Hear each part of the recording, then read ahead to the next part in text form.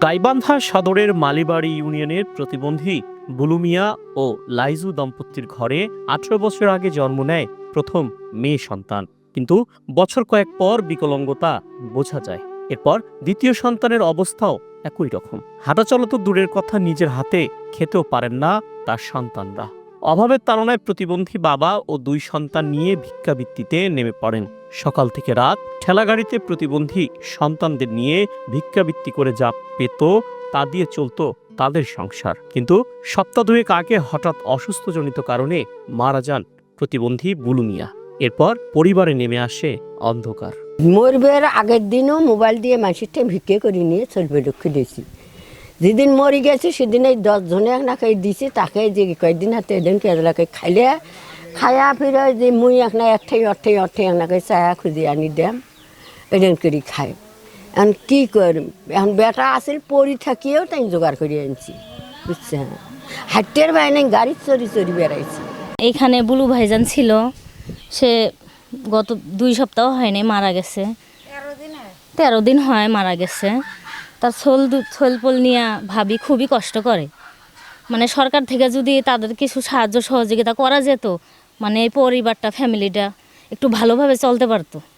এটা যদি একটু দেখতেন তাইলে মনে করেন আমরা গ্রামবাসীরা একটু উপকৃত হইতাম। তাদেরকে নিয়ে মনে করেন সবাই আমরা বিচলিত, চিন্তিত। দুটাই প্রতিবন্ধী সন্তান এবং উনি প্রতিবন্ধী ছিলেন। উনি 13 দিন হলো মারা যাওয়ায় ওনার ফ্যামিলির অবস্থা একদমই শোচনীয়। এখন আর কি চলছে না। উনি থাকাতে ওনার বাচ্চা দুটাকে গাড়িতে করে নিয়ে ভিক্ষাবৃত্তি করতো। তো তিনি মারা যাওয়ার পর এখন আর সেভাবে ফ্যামিলি চলতেছে না এবং এরা না খেয়ে থাকার মতো অবস্থায় আছে আর কি। এ বেলা খালি ও বেলা নাই, ও বেলা খালি ও বেলা নাই, না খায়া থাকে। কি করবে এখন? তো বাপ মরি গেছে অল্প কিছুদিন হয়। এখন মনে করো মরার সাথে সাথে মানুষের না কিছু চাউল টাউল দিছে, এগুলি এখন খাওয়া নিচ্ছি। এখন এটা যদি ওরে যায় তো আমার কি যে পথ হবে সেটা আল্লাহ জানে। বুলু মিয়ার নিজস্ব কোনো জায়গা জমি নেই। অন্যের জমিতে তোলা ঝুপড়ি ঘরে রোদ বৃষ্টি ঝড় উপেক্ষা করে দিন পার করতেন। তার আকস্মিক মৃত্যুতে দিশেহারা হয়েছে পরিবারটি। মৃত্যুর পর সংসার চালানোর জন্য সম্বল ভ্যান গাড়িটিও বিক্রি করে দিয়েছেন তার পরিবার।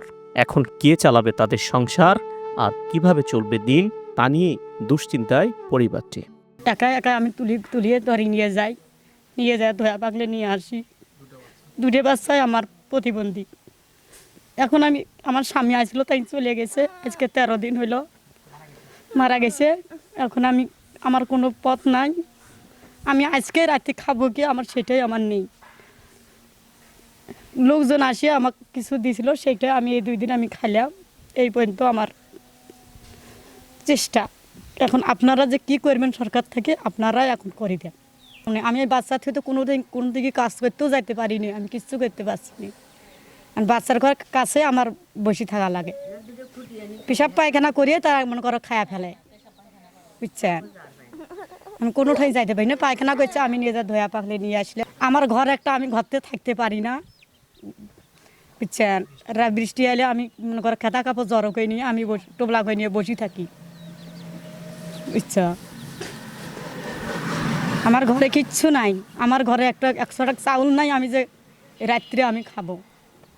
মনে করে মানুষও যদি আমাকে দেয় তো আমার বাচ্চার ঘরে, আমি প্রতিবন্ধী বাচ্চাকে আমি খেলেবো, না দিলে আমার উপোস থাকা লাগবে স্যার। তবে সরকারিভাবে তাদের প্রতিবন্ধী ভাতার আওতায় নেওয়া হয়েছে। পাশাপাশি সব ধরনের সহযোগিতার কথা জানান। আমি যেহেতু আর্থিক সাহায্য, অনেক ছোটোখাটো হেল্প, তো সেখানে আমরা দেখেছি যে আর্থিক সাহায্য আমরা দেওয়ার চেষ্টা করি। আমাদের যে আপনারা জানেন যে জেলা প্রশাসনের স্বেচ্ছাধীন তহবিল আছে, সেখান থেকে আমরা একটু চেষ্টা করি। আর আমাদের আর যে অনেকে হয়তো বিভিন্ন ভাতা হিসাবে ভাতা প্রাপ্য হিসাবে তারা যোগ্যতা আছে, তো তাদেরকে আমরা রেফার করে দিই যে তাদেরকে যাতে ভাতা প্রদান করা হয়। দ্রুত সময়ের মধ্যে পরিবারটি বাসস্থান সহ সব ধরনের সহযোগিতা পাবে, এমনটি প্রত্যাশা সবার। কায়সার প্লাবন, SK টিভি ডিজিটাল, গাইবান্ধা।